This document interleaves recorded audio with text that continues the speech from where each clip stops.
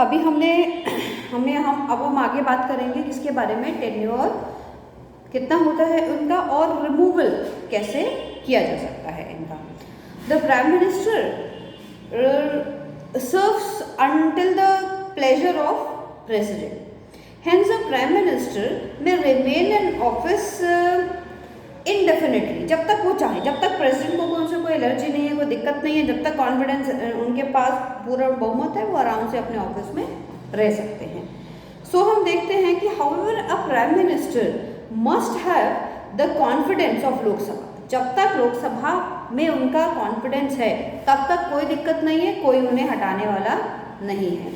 However the term of a prime minister can and before the end of Lok Sabha term, ज़रूरी नहीं है ये, उनसे पहले भी उसकी टर्म एंड हो सकती है। कैसे? अगर if a simple majority of its members no longer have confidence in him, अगर उन्हीं की पार्टी के लोग ऐसे हैं जो कि नहीं चाहते हैं कि वो नेता बन के रहें, तो वो उनको क्या है, वहाँ से हटाया जा सकता है। इस प्रोसीजर को क्या कहते हैं, vote of no confidence. No confidence motion आ जाता है और उन्हें अपने पद से त्यागपत्र देना पड़ता है।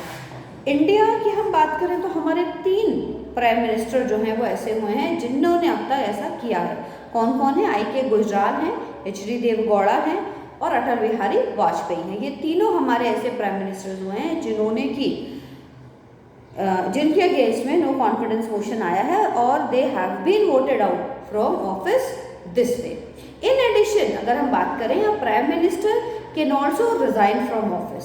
मोरारजी देसाई सिंगल ऐसे प्राइम मिनिस्टर हुए हैं जिन्होंने कि अपने ऑफिस से रिजाइन जो है वो कर दिया था। हम देखते हैं कौन seizing the possesses the requisite qualifications to be a member of parliament।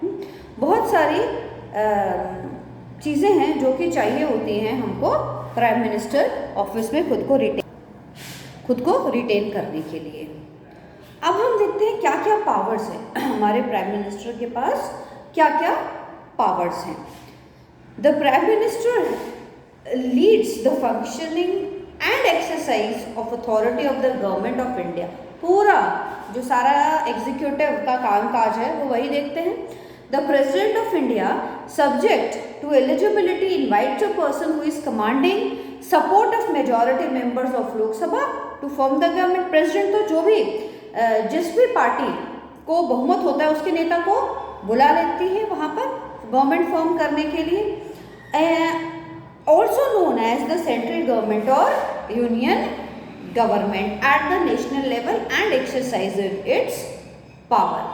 अब देखते हैं इन प्रैक्टिस क्या होता है। द प्राइम मिनिस्टर जो हैं nominates the members of their council of minister, वो खुद अपनी काउंसिल मिनिस्ट्री बनाते हैं, प्रेसिडेंट की सलाह पर बनाते हैं। अब प्रेसिडेंट की सलाह जो है वो यहाँ पे that is not at all mandatory and important. जिसको प्राइम मिनिस्टर जिसको चाहते हैं वो उसी को अपनी जो कैबिनेट है उसमें इन्वॉल्व करते हैं।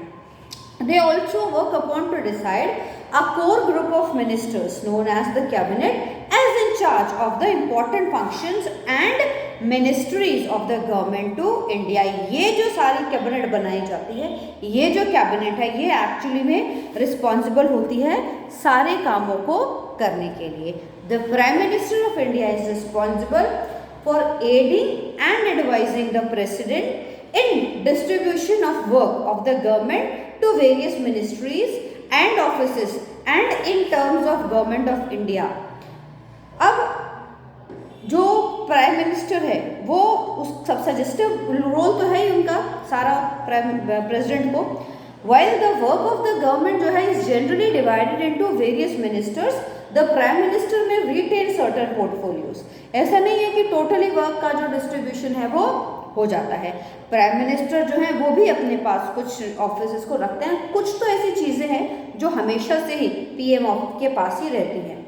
So we see that the prime minister in consultation with the cabinet schedules and attends the session of the houses of parliament and is required to answer the question from the members of parliament to them as the in charge of the portfolios in the capacity as prime minister of India। जितने भी question जो विपक्ष पूछता है उन सब के answers देना जरूरी होता है। Some specific ministries and departments are not allocated to anybody else in the cabinet but the prime minister himself, वो खुद अपने पास ही रखते हैं। वो कौन कौन से हैं? So हम देखते हैं the prime minister is usually always in charge और हेड ऑफ सर्टन डिपार्टमेंट्स। अब वो कौन कौन से डिपार्टमेंट है? सबसे पहला है ministry of personnel and public grievances and pensions. क्या? As minister of personnel public and pension, ये इन्हीं के पास रहता है। कैबिनेट सेक्रेटरीट की जो पोजीशन है वो इन्हीं के पास रहती है। Appointment committee of the cabinet वो पीएम के पास ही रहती है। Cabinet committee of economic aid ये इन्हीं के पास रहती है। कमेटी ऑफ इकोनॉमिक अफेयर इन्हीं के पास रहती है। नीति आयोग वो इन्हीं के पास रहता है। Department of atomic energy, department of space, nuclear command authority, ये कुछ ऐसे डिपार्टमेंट्स हैं जो कि होल सोलली प्राइम मिनिस्टर अपने पास ही रखते हैं, किसी और को नहीं दिए जाते। द प्राइम मिनिस्टर हैं जो हमारे represents the country in various delegations, high level meetings and international organization that require the attendance of the highest government offices। International level पर जहाँ भी इंडिया का नेतृत्व करना होता है वहाँ पर ये जाते हैं। ऐसा नहीं है हर जगह पीएम ही जाते हैं, लेकिन जहाँ पर सबसे हाईएस्ट अथॉरिटी को आना चाहिए या इनसे रिलेटेड चीज़ों को आना चाहिए वहाँ पर पीएम ही जाते हैं। And he also addresses to the nation on various issues और नेशनल एंड अदर इम्पोर्टेंस। ये भी इनकी रिस्पॉन्सिबिलिटी देगी टाइम टाइम पर जो है वो अपनी देश की जनता से बात करें। और हम देखते हैं हमारे इतने सारे प्राइम मिनिस्टर्स आए, लेकिन शायद जितना मोदी जी ने अपने देश की जनता से बात करी उतना किसी ने भी नहीं करी, जबकि ये चीज़ कॉन्स्टिट्यूशन में लिखी हुई है।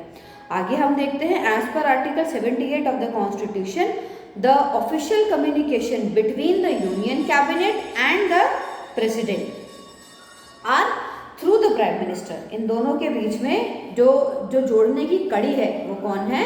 वो हमारा प्रेसिडेंट प्राइम मिनिस्टर रहते हैं। अदरवाइज हम देखते हैं constitution recognise the prime minister as a member of the union cabinet only outside the space of union cabinet. अब एडमिनिस्ट्रेटिव एंड अपॉइंटमेंट पावर्स कौन कौन सी हैं जो कि इनके पास रहती हैं? यहाँ हम देखते हैं the prime minister recommends to the president among others name for the appointments. कुछ अपॉइंटमेंट्स हैं जो कि प्रेसिडेंट पीएम की सलाह पर ही करते हैं। वो कौन कौन से हैं?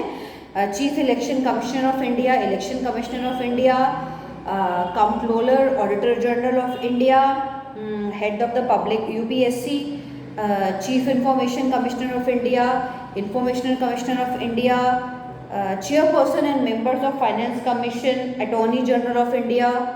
और ये सारे जो अपॉइंटमेंट्स हैं ये सारे अपॉइंटमेंट्स करते प्रेसिडेंट ही हैं, लेकिन वो प्राइम पीएम की सलाह पर ही करते हैं ना।